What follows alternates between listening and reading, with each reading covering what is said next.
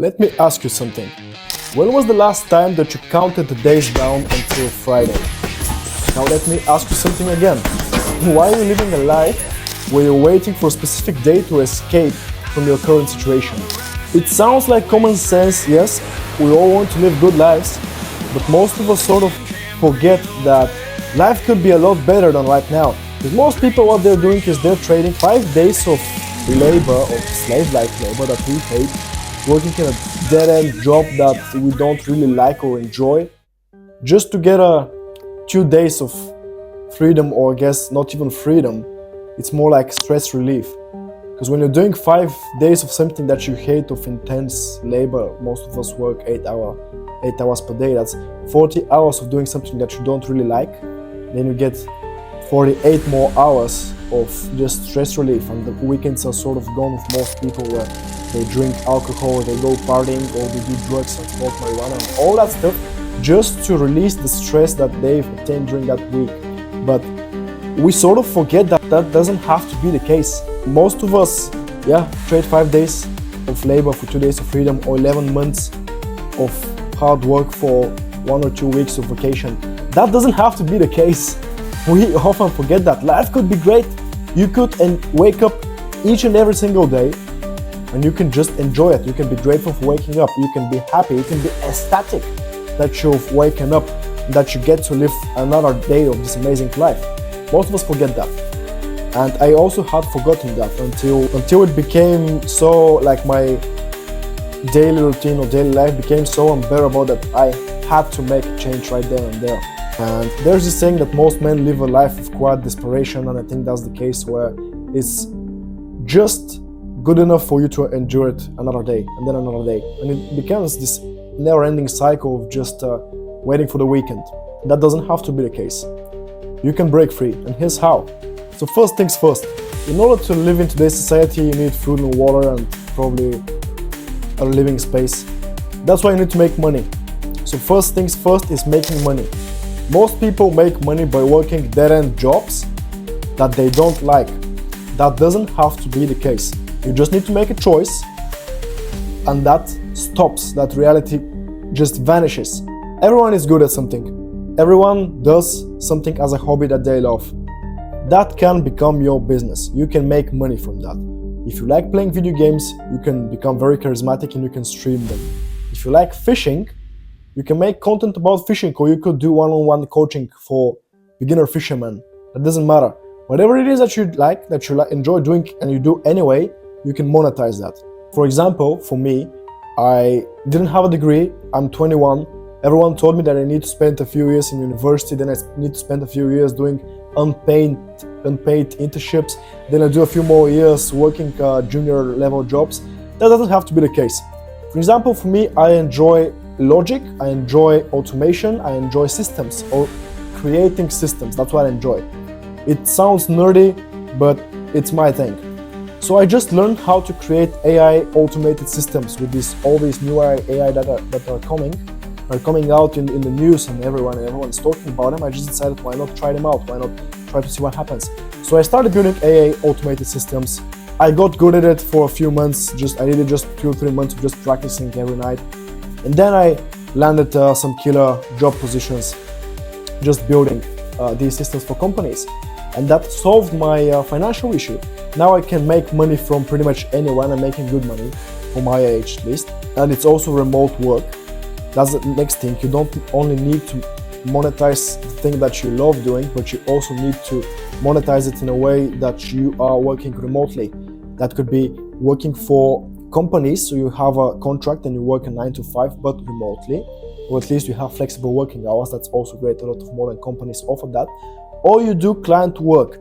That's sort of where you're a freelancer or entrepreneur. You have your own agency and you do this, or coaching agency or mentorship or whatever it is that you decide to do. And you do it for clients. That way you don't have an employer.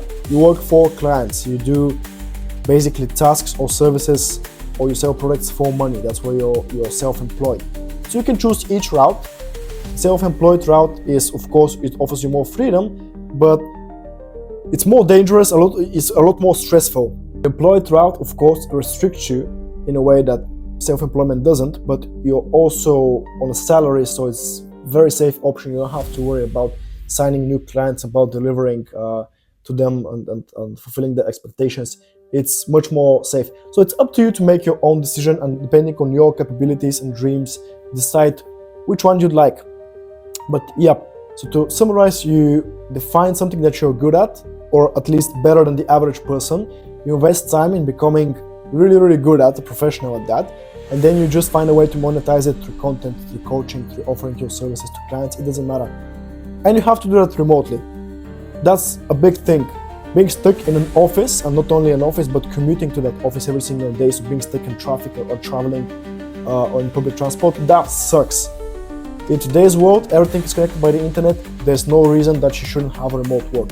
Some ideas: digital marketing, web development, content creation, coaching, mentorship. Pick your poison.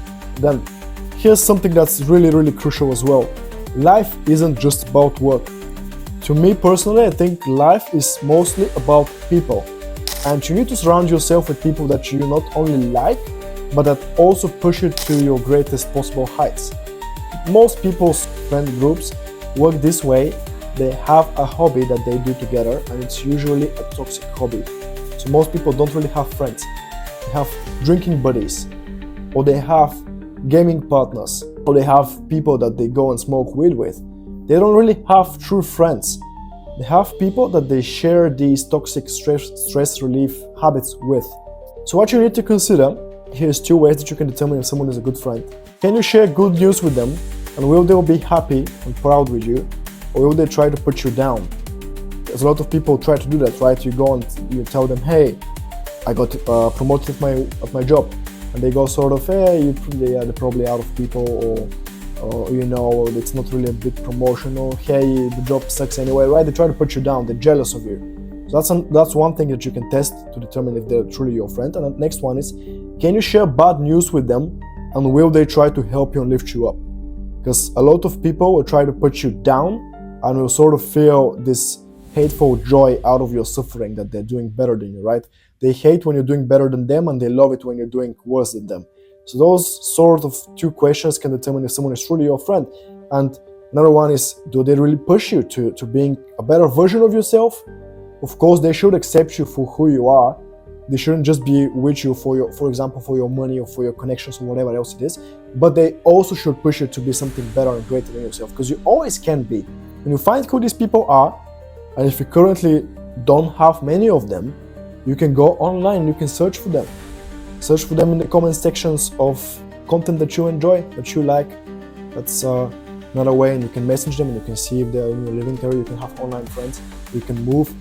Once you monetize the thing that you enjoy doing and you do it remotely, you can move to a city where a lot of these people are, mostly to the big cities around the world. These sort of people tend to, you know, flock together on a single location. We'll talk about location next, but now talking about people. You should surround yourself with them. For example, I always try to work alongside someone. For example, my girlfriend is sitting right there and she's studying and I'm shooting this video. So I enjoy working with her. If I go work out, I'll take her with me, or I'll call a buddy and we'll go work out together. Workouts are always better with partner. If I don't, for example, have someone nearby that can come over to my place and we can work together, we'll go to a coffee together and we'll grab a coffee and we'll sit down on the table, pull out our laptops, and we'll just do work together. Surround yourself with winners, surround yourself with positive people.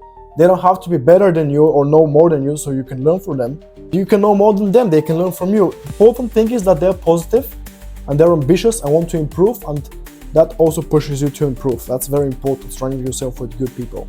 Then your environment is, of course, the next topic. If you live in a shithole, you'll feel like shit. It's as simple as that.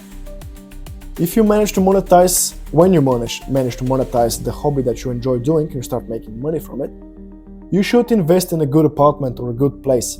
You should have enough space to feel comfortable. You should decorate it in a way that helps you and calls you to be better than you currently are. For example, I was a bit bored with my room. It was not that much inspiring to me, so I decided to get a painting, and I couldn't find a painting that I really like, because most paintings are kind of tame or boring. They're not really my style. So I created one with AI, and I sent it, I printed it, and I put it, it's right here next to me on my wall. And it's a painting of Caesar right before he crosses the Rubicon River, right before he decides to take power and become emperor. And it's a painting that speaks to me on a personal level and calls me to be better than I currently am. You can do that. You can get paintings, you can get posters, you can clean your room, you can stack up, you can purchase books that you want to read and stack them up in easily accessible locations that sort of prompt you to read them. For example, I have this Bible here on my desk that's always sitting here, and it always speaks to my mind on a subconscious level. You can make it easier for yourself to work out. For example, I have this boxing bag in my yard, and it makes it really easy for me when I'm just waiting for my coffee, for example, to my coffee machine to warm up. I go out there and I do like a round or two, just very light work to get me up in the morning. If I'm working on a hard problem or a hard project and I sort of have a lot of anxiety in me, I go out there and I do a few rounds of kickboxing or boxing. Just release that stress, makes it way easier for me to work out. You can leave a dumbbell on your room's floor that sort of also prompts you to work out. You can put a pull-up bar on your door frame. I've also done that as well.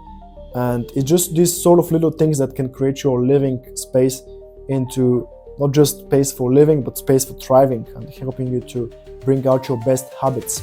Another one is not just your living space, but your location as well. When you get to that remote work, you should travel to a town that you enjoy living in. I enjoy living next to the sea, and I enjoy taking cold plunges during the winter sometimes, or just walking barefoot on the beach for grounding. It's amazing. So I live in this coastal city in Bulgaria right now. There's another thing, and the reason is also financial, because there are a lot of countries where stuff is really, really expensive for no reason other than that the economy is strong, and the same stuff is way cheaper in countries where the economy is weak. And once you get that remote job and you start doing business in countries with a developed financial system, then you can travel to a country with a less developed one, where everything is less expensive. That's why a lot of people travel to Thailand, for example, because everything is inexpensive there. And they're doing this remote work in people with the UK or Europe or US, and they're making money, they're getting paid in dollars, and they're paying in the local currency. So they become twice or thrice as richer just because of their location. If you enjoy living in a hot climate, there's no reason for you to not to live in a warm, sunny location. If you enjoy dressing up, for example, and you want to live in a little bit of a colder location, so you have more clothes to put on and dress in these really nice outfits, you can journey to a location where it's a bit colder. You don't have to limit yourself to your hometown, my friend. You can travel all across the world once you have that remote work. Of course, that's the key. And money, people, location, living space, all that's really nice. But here's the really, really deeper truth. It doesn't matter what work you do, how much you're getting paid, where you live, what people you're surrounded with. If deep inside yourself, you're not satisfied with yourself.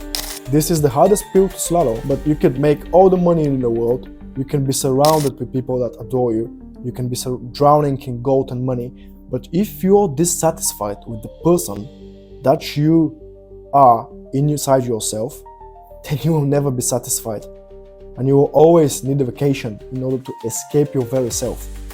This is the most important truth to swallow. Personally, for me, I was dissatisfied with myself and the way that I was and the thoughts I was thinking. And then I found my salvation in Jesus Christ.